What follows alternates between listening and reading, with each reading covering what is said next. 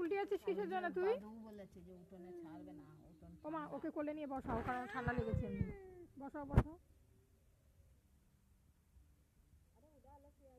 ঠান্ডা লেগে গেছে। পাখি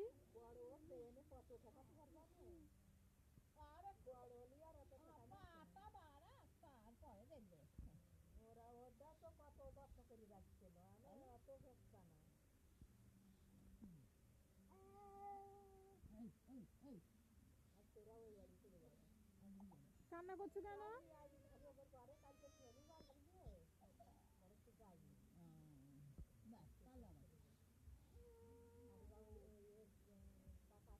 এই যে পুতুল পুতুল পুতুল নাচ।